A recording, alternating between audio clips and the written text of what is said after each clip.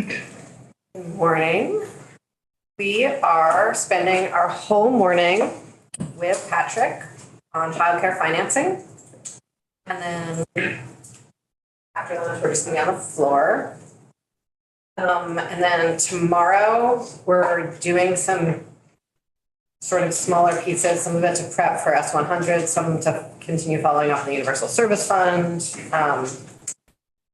Funny detail about the earned income tax credit. And so this is going to be sort of our last big batch on childcare financing of the week. So, as we go through, like, really let's take the time to dig in and make sure we're all gathering our questions and asking so that we can dive in deep on Tuesday. Floor is yours. All right, well, I am Patrick Titterton. I am with the Joint Fiscal Office. We're going to come back to the slides that we were looking at yesterday. Just as a refresher, we had gotten through the corporate income tax change and a little discussion on pass-through businesses. The discussion about passive businesses was sort of a preamble before we got into talking about personal income tax, which there is a piece in this package that, would change the tax rates. So I'm going to share my screen. And the first thing I want us to look at,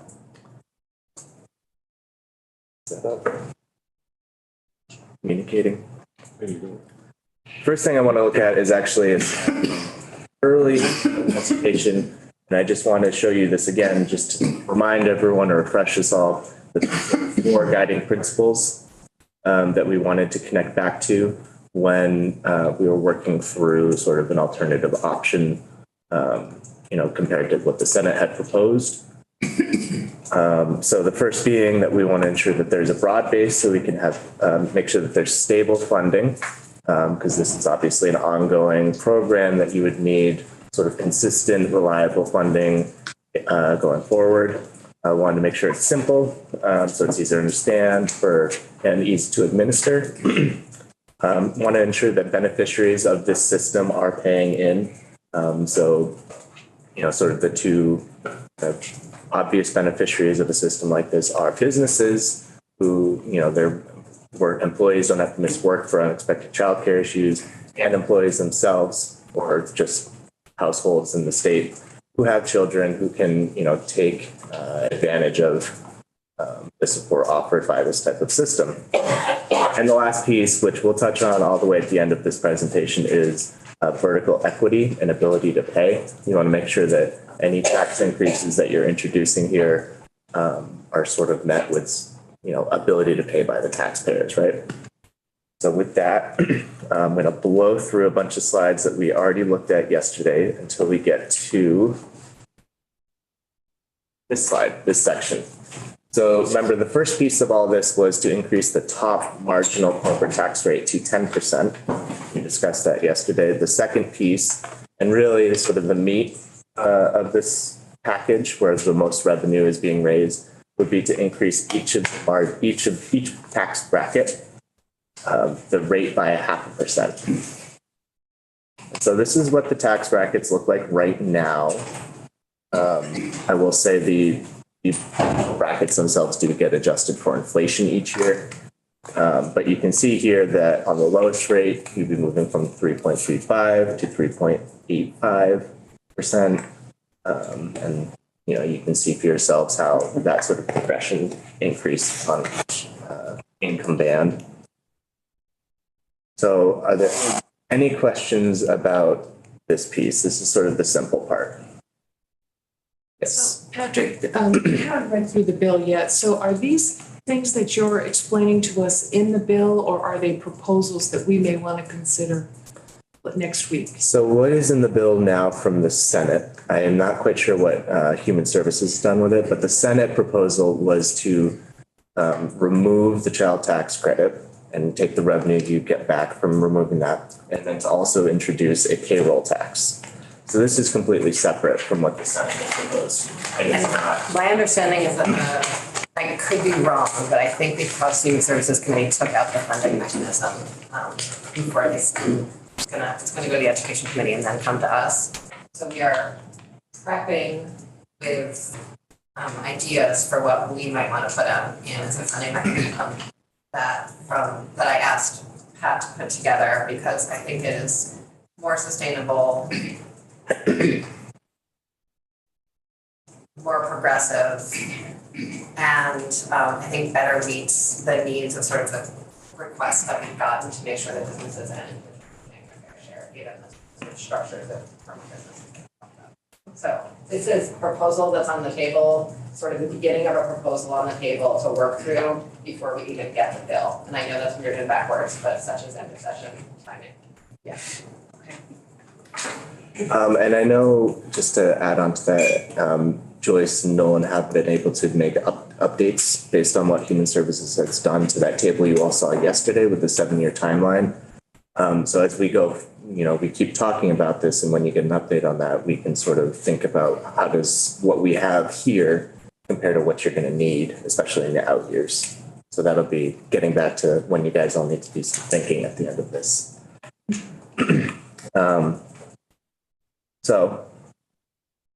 Just a quick refresher, make sure we're all on the same page about what we mean when we say marginal tax rates.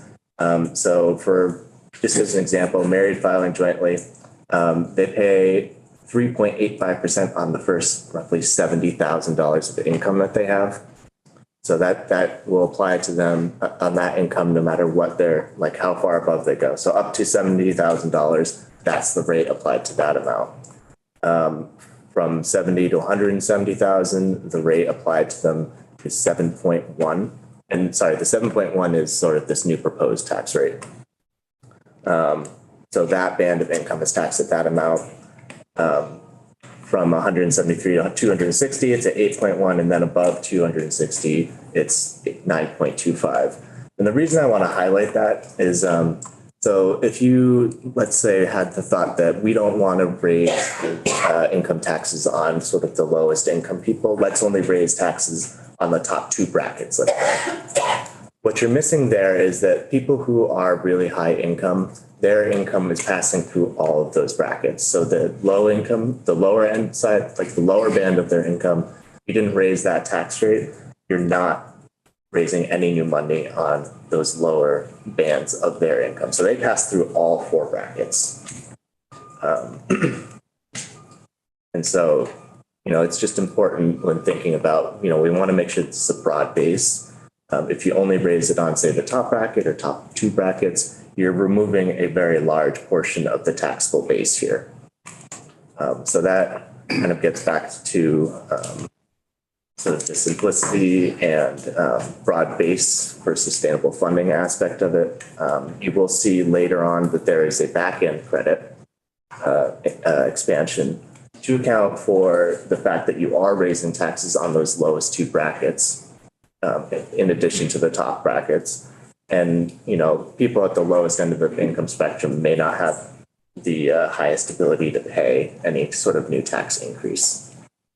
So it's a way to sort of be targeted in your, let's call it tax relief, while at the same time sort of targeting higher income people to make sure that they're paying into the system based on the totality of their income, right?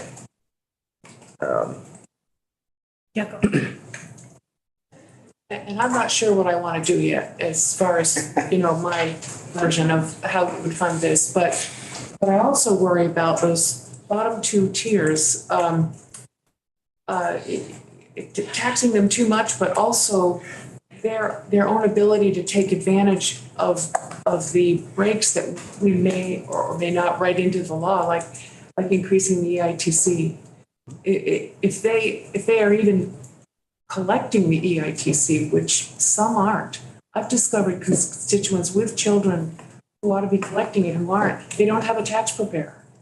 And they do it themselves because they can't afford not to, or to, I think you get my point. I worry that they might not have the wherewithal to take advantage of the breaks we give them. So is there I'll be looking to see if there's a way that we can ensure that for them. Well, you're definitely right that not everyone who should file their taxes because there are credits and tax breaks available to them do it. It's just sort of a fact that happens. And I think I don't want to speak for them, but the tax department does their best to make sure that the public is educated and knows that these things are available to them and encourage them to file their taxes so they can take advantage of something like, in this instance, EITC, which would be available to them if they're eligible under federal rules.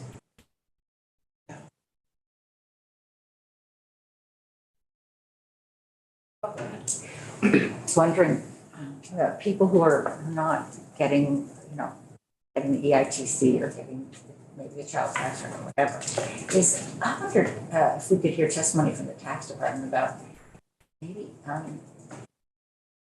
some program they might have so that people could just get help. Maybe we could pay for a couple positions. I think we did take testimony about that earlier in the session, and we had Lizzie come in, and the Capstone group who runs a tax compare program, I've never forgotten the name of. And then we put additional money in the budget to fund those programs to ensure that folks are accessing tax filing services. I think we were even very specific about the regionality of it, because I know that in my community, and I imagine in yours, it's the robustness of the volunteer filing positions are not as good as they could be. So I think we actually have done good work on that. And it is a problem. And I think next, I don't think we're going to have as robust as we need information on who has filed for this filing year before we leave this session. So in January, I think we should have like a really deep dive on who took it, who took the opportunity of the child tax credit and who didn't, to fill in any holes from that. But we're not gonna have the data we need to figure that out until June, probably July. We should have some good sort of preliminary information soonish. Yeah, I think we're all leaving soonish. Yeah, well, you do have the added benefit that the filing deadline was on Tuesday. Yeah. So they should, ideally, people did it on time, right? So if we are good there, we can start to think about and look at what other states do with their income tax rates and sort of see how this 0.5% proposed increase would compare to what we see in other states. So there's 43 states in DC that have an income tax. 30 of those states and also DC have sort of a progressive or graduated income tax level. So when you were just looking at those brackets, they have their own version of the brackets and rates, marginal rates that apply to each income band. And so the other 13 states just have a flat X% on income at all income levels. That's sort of similar to what we saw yesterday there are a lot of states that do their corporate income tax in a similar way, where it's just there's a percent no matter what your level of income is, and not this sort of bracketed setup like what we have here, where you have marginal rates that apply to different levels. I believe we were talking about value added tax a couple weeks ago. Representative Anthony brought up the fact that New Hampshire sort of does a back end way of doing something similar. So New Hampshire does not have strictly an income tax. What they do is they tax income from dividends and interest income. And I don't know if this would be sad news for you, but they did recently enact something that will sort of phase that out by 2027. So I'm looking sort of regionally. Every state around us, with the exception of New Hampshire, has an income tax. And sort of looking at how we compare, here's a table here that shows our top marginal rates. Sorry, was there a question? Yeah. I do, because I see this all the time, that New Hampshire doesn't tax income, but then I was just listening to someone telling me that New Hampshire does, in a way, they do tax income. That the employers pay something based on what they pay in wages. Can you? I'm not sure I have the answer to that right now, but it's certainly something I could look into. So you're saying, is it like a payroll tax kind of thing, or? Did anyone in this committee tell me about that? Maybe Scott, did you? There are people from New Hampshire that would argue that that's what they're doing. But you probably want to have one of them come in and testify to how that. Yeah. And I think the big picture here is that lots of states have income taxes. Lots of states have graduated income taxes. Some of the states don't have, Massachusetts, for instance, doesn't have graduated income tax in their constitution for some child or something. But I think the big picture is like, we're not anomalies in having an income tax. Is that your, sorry, I don't want to summarize your big picture. No, you're absolutely right. And what we're going to look at next is sort of how rates compare to other states. We're going to look both at top marginal rates, and then we'll also look at effective rates, because top marginal doesn't necessarily tell you the full picture. But I will look into that question about New Hampshire for you. That would make us more competitive than what it seems like. Yeah, so I mean, I guess the thrust of the bullet point is just that New Hampshire does not have sort of a income tax system similar to what we have. But if there is some alternative way that they're going about potentially doing the same thing, I'll certainly look into that for you. I can get back to you later today on that. Okay, so the first thing we're going to look at is sort of how does this proposal compare on the top marginal rate. So there's a lot of sort of colors here, but you can see right now Vermont at 8.75. We're not even the highest top marginal rate in the Northeast region, right? New York has a higher top marginal rate. Massachusetts also has a higher rate. Funny quirk about Massachusetts, which is an aside. So I lived there for a few years, and when you file your taxes there, you have the option of paying a optional higher tax rate. So I don't know how many people actually do that, but it is available to the taxpaying public to pay more in taxes if they so choose. Representative. And just want to be clear, this is comparing our current rate or the proposed point? This is, so 8.75, which you see for Vermont, that is the current. So under this sort of new package, that would increase to 9.25. So that would slide us above Massachusetts, right? But it would still be below New York. And we'll see in a couple slides that, our effective tax rates are actually, lower. So, but we'll get to that in a minute. And that includes their new constitutional amendment, Massachusetts. This is as. Actually, sorry, I've never asked the question. Keep on going. This is as of January 3rd, 2023. So I think that's such that it was in effect then, it would show up here. Yeah, so, I mean, this is really just to show sort of the spectrum out there. Are there any specific questions about the different states? Really just illustrative. Are they all based on AGI, Patrick? So there are some differences, slight differences from state to state, but the most, that would be sort of the most common. And really, I think, and I'm going to say I think, but the reason we just kind of pull in the federal AGI as the starting point of Vermont taxes is it's a very simple way to sort of start the process. But okay, so under this proposal, the Vermont top marginal rate would increase to 9.25 from the current 8.75. It would be among the highest in the country, but it is not the absolute highest.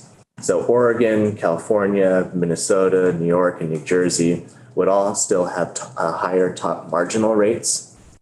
But the one kind of distinction here is that those top marginal rates in California, Washington, D.C., and New Jersey, those are all on income above $1 million. In New York, it's above $25 million that their top marginal rate kicks in. So in some of these states, Sorry, I'm just shocked to hear that Any any human being makes more than $25 million. well, in New York, they do have lots of professional sports teams, and those players are well compensated and definitely earning in excess of $25 million a year. They also, host the thing. Yeah, I know. It's just, yeah. Also, when there's a sale of a business, it can be a one-time event. And fun fact, we are the only state without a billionaire. But we have millionaires, many of them. Anyway, sorry, back to you. Yeah. So, it's gonna turn everyone here into billionaires. So Oregon and Minnesota are sort of two states that have their top marginal rate sort of at a similar level to us or to what it would be. And also, it kicks in at a somewhat similar income threshold. I have it written down in my notes. So in Oregon, their top marginal rate, if you're single, kicks in at $125,000. If you're married, it's $250,000. And then for Minnesota, if you're single, it kicks in at $183,000 and $304,000 if you are married. Do we want to jump back to the slide with the brackets so we can just see those, or? I think yes. Okay. I wanted to say that those states you just mentioned have a lot more people than Vermont has. I'd like to look at how we compare with like the Dakotas, the Dakotas and Wyoming. I guess that's it. The smaller population states. Alaska's another one, Yeah. no income tax. Well, one thing about when we compare ourselves to New Hampshire looks a lot like Vermont, except we have way more forest, but they've got twice as many people as we do. So their tax base is much larger. So I feel like it's not a fair comparison. I would add, I don't know if the Dakotas and Alaska are a fair comparison either, because they have a huge amount of natural resources, and so they don't really need any taxes at all. And I think that's sort of where we get, I think we're all always tempted to compare ourselves to other states to figure this out, and none of these, like none of the top 10 lists really work, none of these maps really work, because it's a much more comprehensive picture, because you can't see how progressive things are, or what people actually get for their taxes, or any of those things. So we can go back to the table, but I would just sort of caution us on trying to draw parallels on very complex issues. That's a good. Representative Maslin, Anthony. Yeah, maybe at a break, not an interruption right now, I'd be happy to run the committee through a comparison of Vermont and New Hampshire. Legislative structure, government structure, tax base, tax policy. They're very different, not just taxes. So Anthony, then we're gonna go back to the table. Patrick, I thought I was going to see and maybe yet see how many people in Vermont are actually behind those numbers of filers in which brackets. Are we going to see that? Okay. Yeah, towards the end of this section, there is a Right. table that shows how much money is raised Yep. on which income bands, How many filers? along with how many filers. Okay, thank you. So just to sort of tie back to those brackets I just referenced for Oregon and Minnesota. So in Vermont, the top marginal rate kicks in if you're single at 213. And if you're married filing jointly, it kicks in at 260. So for Oregon, it was 125 if you're single, 250 if you're married. Minnesota is 183 if you're single and 300 if you are married. So some sort of in the same ballpark of where their top marginal rate kicks in. And those two states would be sort of also in the same ballpark in terms of what the top marginal rate is if we were to move to 9.25. So again, just sort of illustrative. And to your question about comparing to some of those other states, I do have a link on this slide here that'll bring you to a page from the Tax Foundation. They do a lot of sort of aggregating information on state and federal tax policy, puts it all in one place. Another link I'm going to send you is a sort of summary page that they have on corporate income tax and how that's done in other states. But if you follow this link, you'll be able to see what South Dakota does, what North Dakota does, what Wyoming does, and any of those other states you might be interested in looking at. And it includes what their brackets are, along with what the rates are. Thank you. But I found it. I won't take time to read it now, but we'll read it. I found it interesting. So top marginal rates, right? They don't tell the full story. We just had the discussion of why are we looking at increasing the tax rate on all 4 income brackets and not just maybe the top 1 or 2. People's income, they flow through all these brackets, and whatever the top marginal rate is not, it doesn't mean that someone's gonna be paying 9.25% on all of their income, right? So to get a good sense of where Vermont stands, in comparison to other states, which we really want to look into is what the effective tax rate is. And that sort of changes, and you'll see that, most of the states around us have a fairly progressive system, where as you go up in income, you're going to be paying more in taxes. Even all the way at the bottom, you'll see lowest income people in Vermont have negative effective tax rates. And that's because here we have refundable credits that are available to low income people, right? For example, Maine has a lower top marginal rate, but as you'll see in a minute, the effective rate in Vermont is lower at all levels of AGI.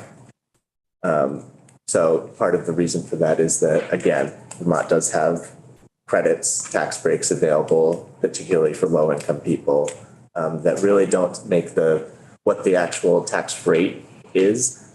It doesn't really tell the full story, right? So this table is a little outdated, but it was done as part of the, I think, 2017 Vermont Tax Study Report.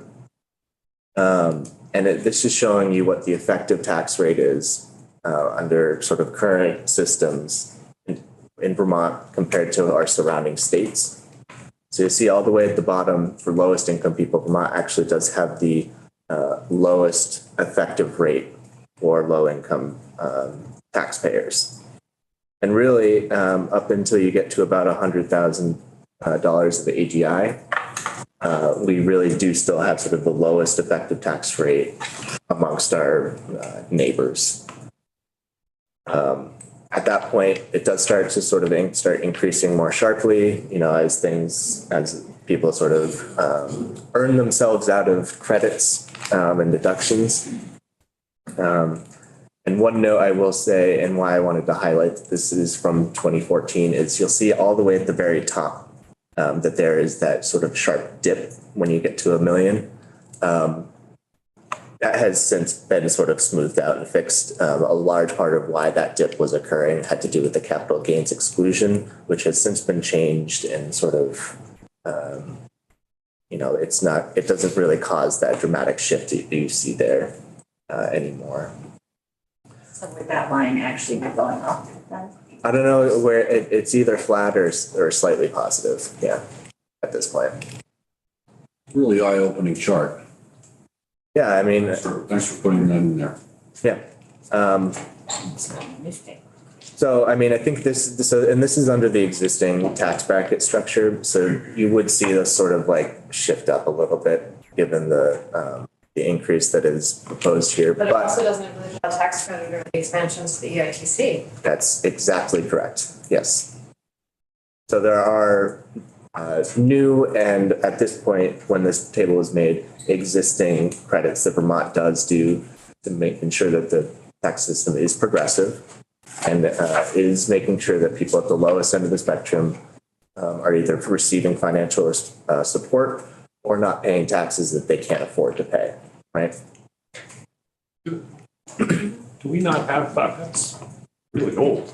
I mean, that's a decade old, isn't it? Do we really not have any newer information on update that? We do have newer information. The limitation here is time.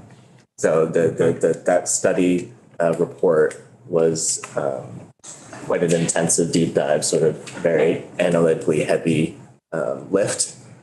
And so it's something that could be updated for sure. It's just given the amount of time. But it would take a lot of work. It would take me a little more time than as of today, yes. So I think that's all the bullet points I have on this slide. If there are any specific questions we have here, I think next we're going to actually look at what we anticipate or estimate raising from this proposed. I know that it would take a heavy lift to have the effective tax rate for all those other states. Do we have information about the effective tax rate in Vermont? It's something I can certainly see if I can pull together. If you can, it's okay, we will. I will at least scope it out. How's that? Okay, please go, thank you. When I look at this and I think, okay, you know, with the tax credits and the EITC, that would change what happens at the bottom, but I know that we've done things to help for military retirement and for Social Security. How would that show up there? Could we have a line, this might be a ridiculous question, but a line that would just show, you know, for senior citizens, what the help might be for them in certain brackets or something where they could see a line? Yeah, I mean, what I can do is, and you know, I forget the number, maybe it was like 53 or something like that last year. It was the same bill that had the child tax credit, also had some expansions for exemptions in retirement income, both for military retirement income and for Social Security. So that is one place to sort of see quickly some of that are available. But if you'd like, I could pull like a list of exemptions or deductions that are available for retirement income. Yeah, if there were a line there, and people could, see a line, I like that. I mean, since the benefits exist, the words are one thing, but a line would be awesome. I'll have to talk to the tax department to see what I can pull together on that. And that's, I think this is a long-term Yeah. conversation, that maybe could be kind of. Yeah. I think we're good on this chart and thrilled by it, thank you. So this is the actual estimate of what we think that would be raised by this change. So, I think that the idea here is to make this effective for fiscal year 25. So not changing taxes, not changing this tax on people for this tax year, it'd be for next tax year. And so this is what we estimate, 114.8 in additional revenue. And you can see how that would be spread across each of these different bands of AGI. One thing I want to note here is we will see how this looks when we combine it with the proposed expansion of the EITC. So particularly for the lower AGI people that you see in this chart here, you will see that the numbers for them will come down. In some cases, they'll be negative. So I'll let this sit for a second so people can take this in. You can see that, as you go up the income spectrum, the number of filers is sort of going down, but the average amount that people are paying is going up, paying in additional taxes. So you can see, yeah. I just wanted to, and I'm gonna be patient and wait for the information on the earned credits. But it concerns me to think of someone earning under $50,000 having an additional liability of $100. I think that feels impactful. I think in a future slide, you'll feel a little better. Thank you.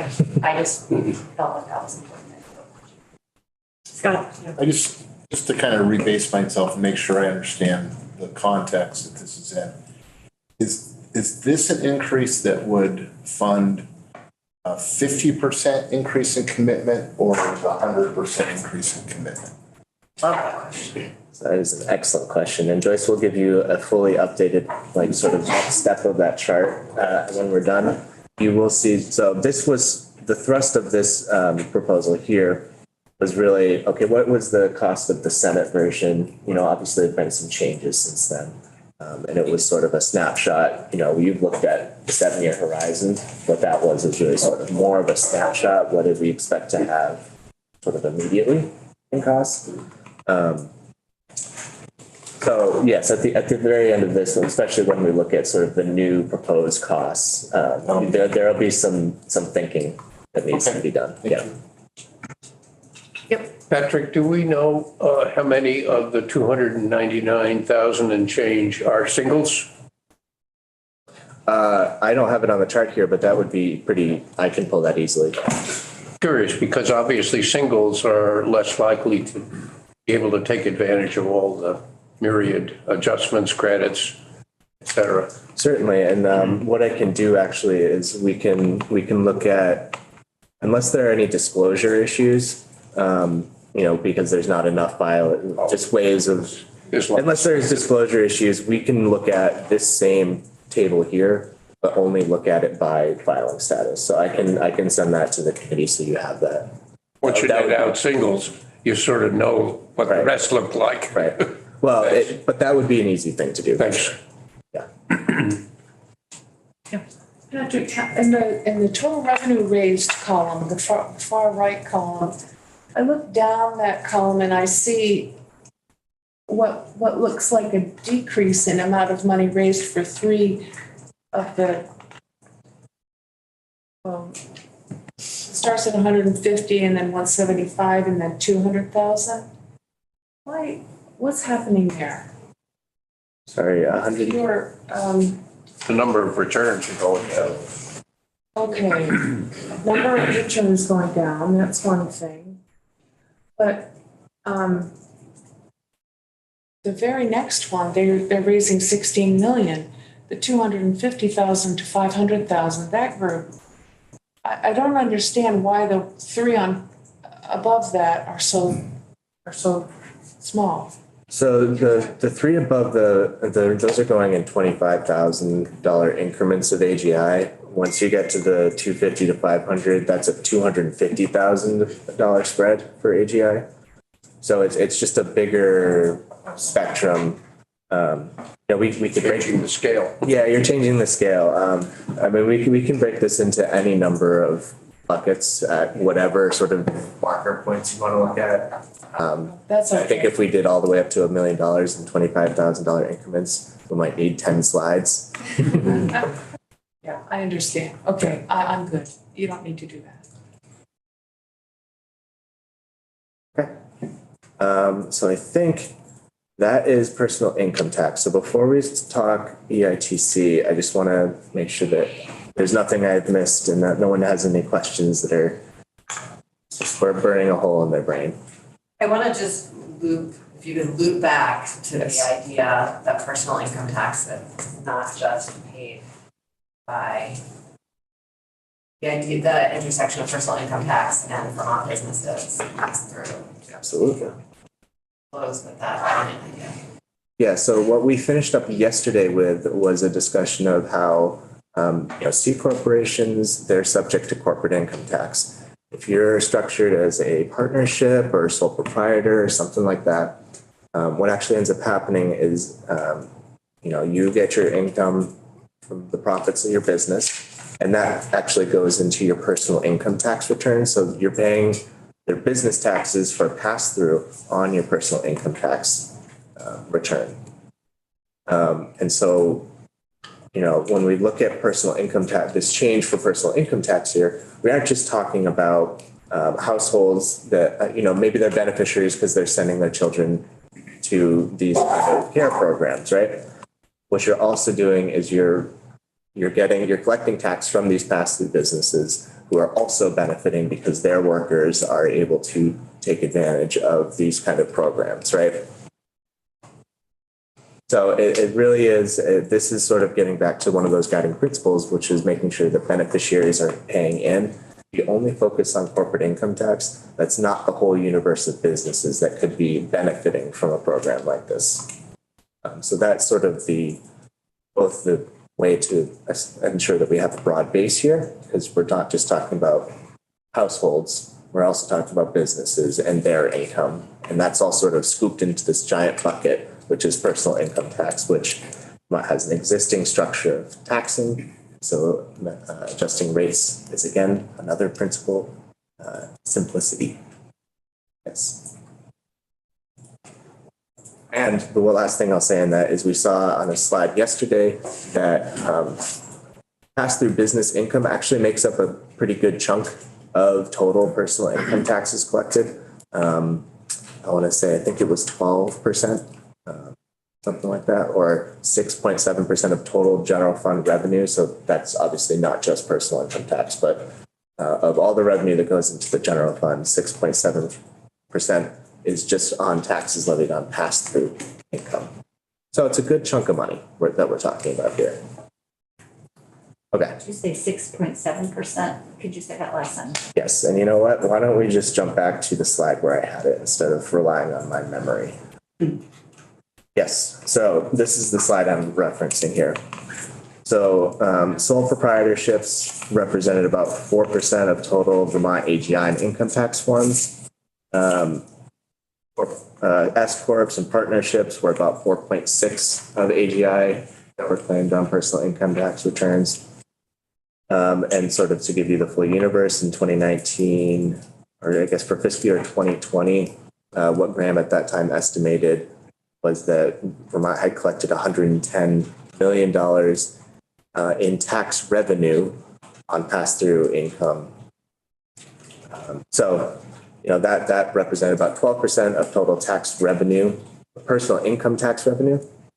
And that amount also represented about 6.7 of total tax revenue that went into the general fund, not just personal tax. So again, just to tie it back into personal income tax rates, you know, this represents a healthy portion of total personal income taxes that are paid in the state.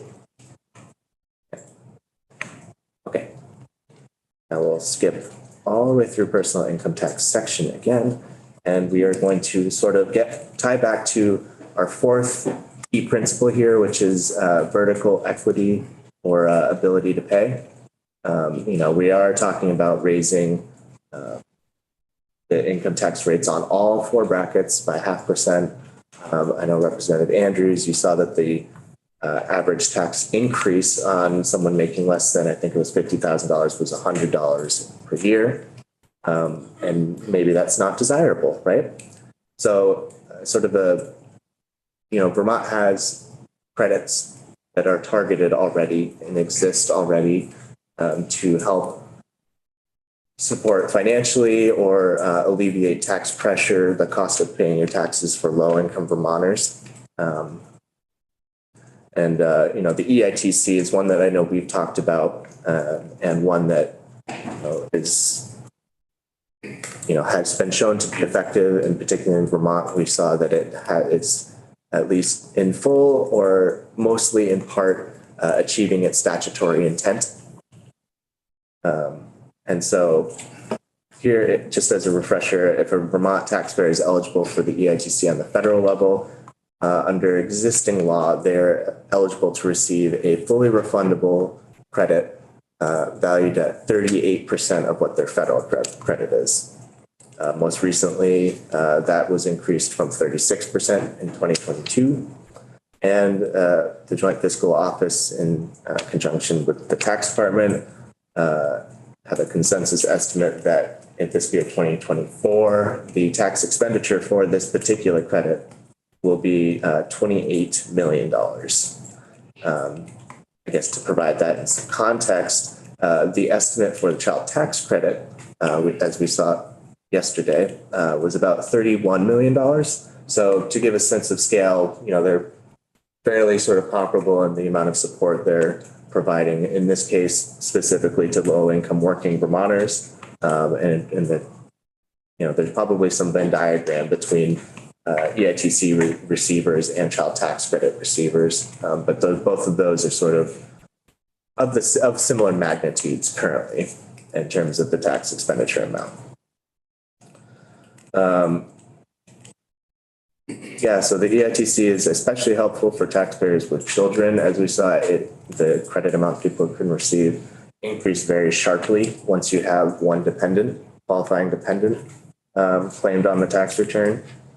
And the other piece is just that we saw that already the EITC is very effective in offsetting regressive taxes because the statutory intent of this credit is to, one half of it is to offset regressive taxes. We're talking about increasing taxes again. This is sort of a mechanism that exists already where the intent is to relieve tax burdens on people, particularly low income people. And just as a personal plug, I have linked here the report I wrote and presented to you all that you can all read in great detail. Much more information on that. Okay, so currently there are 31 states. Do the same. I have a typo. Very top. Yeah, it's in the country, not the county. Sometimes we feel like a county. We are a county. I mean, we are really a county. Even though I pretend that we are a state. Small county. We are a tiny county. Some Yes. people find us to be. I just want you to know that I'm paying attention. Okay, well, I'm glad. If we ever come back to this, it'll be country, not county. All right. So currently, there are 31 states plus Washington, D.C. that have a EITC compared to other states that structure their EITC like Vermont. When I say that, I mean they apply a flat percentage to the federal credit. There are a couple states that have decoupled completely and base it on their own calculations, but based on other states that apply that sort of flat percentage, only DC and New Jersey have higher EITCs than Vermont does currently. And there's some variation in how other states structure them, which I know we've talked about a little bit. So California and Minnesota based on income, it's not linked to the federal EITC. But when we sort of do the math to figure out what their effective EITC is, it's about 45%. So again, higher than Vermont's existing rate. One that is sort of an outlier, and I don't really want to spend much time on it, is South Carolina. They provide a credit of 125% of the federal credit. But what's important there is it's non-refundable. So if it were refundable, if your credit is greater than your tax liability, you get the difference in a check paid right out to you. If it's not refundable, you can only zero out your tax liability. So it is way higher percentage, but it's not refundable, which is a key thing. And again, I have a link here if you'd like to know more detailed information on other states and how they have their EIT structured. It has a whole list of what their percentages are in that link there. So yeah, if Vermont were to move to 59%, which was what we're talking about here, we'd only trail DC in terms of other, I have other states here. I know it's not a state, but other entities that have an EITC. Yes. Can you tell me, Patrick, what the taxpayer looks like who would qualify for this 59%? Lowest two brackets, children working, what else? Yeah, so the federal EITC, I don't have the exact AGI thresholds here, but generally speaking, if you're making above $50,000, for some it can go a little bit higher, but maybe only like by a few thousand, not 10,000 more.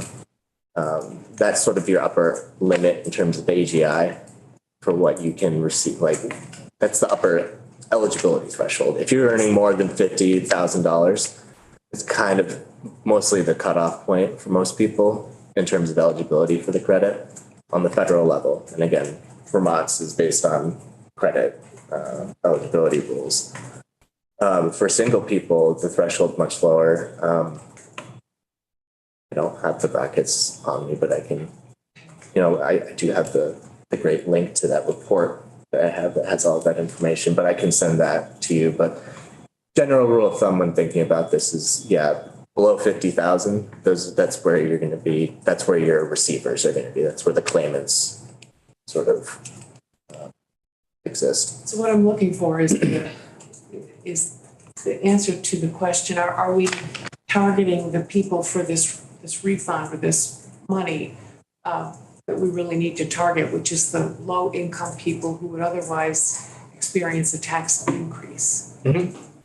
Yeah, and so what we'll see in, I think, maybe a couple slides is I have a table that shows you sort of the net impact of increasing the tax rate and at the same time expanding the EITC. So you'll see sort of the net effect of both changes in one table. And you'll see there where the average, sort of change in tax, some of them are going down a little bit, some of them have been greatly reduced, and it's really concentrated in those sort of lowest income bands. Okay. Okay. Oh, it wasn't a couple slides, it was the next slide. So this table here, you see a net impact of both increasing all the tax brackets by 0.5% and by expanding the EITC to 59%. Net impact of those two is you're still raising about $100 million.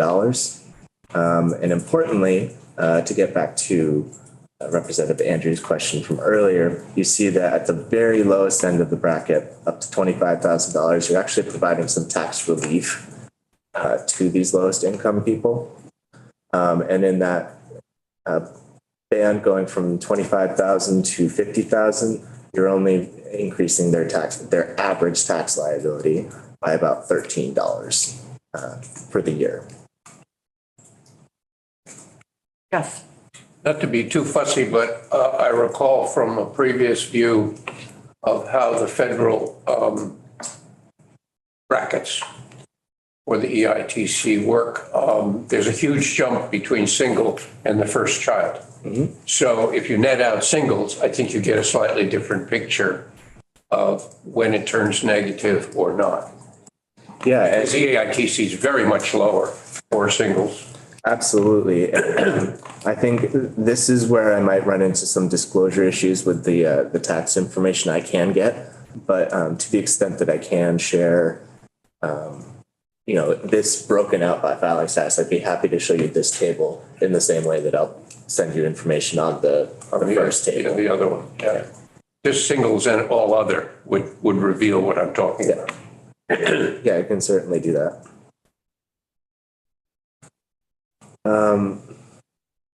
Lowest income households would, on aggregate, reduce their tax liability due to this expansion, even with the increase in those rates. So again, this is kind of getting back to that conversation about, why don't we just increase the tax rate on just like the top two brackets, right? Why are we doing it at all? Sort of the mechanism here is we're doing a back end credit to make sure that we're collecting all income from, or subjecting all of the income of, high earners to these new brackets, while also not sort of putting undue pressure on the lowest income earners who may not have sort of that ability to pay.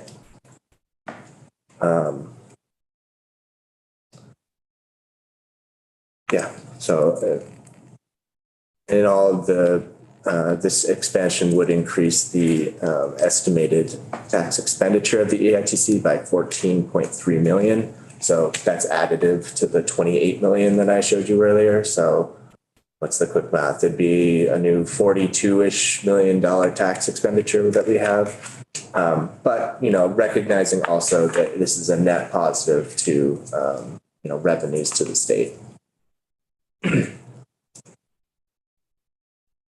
So, have any questions? Let's take our break there. Okay.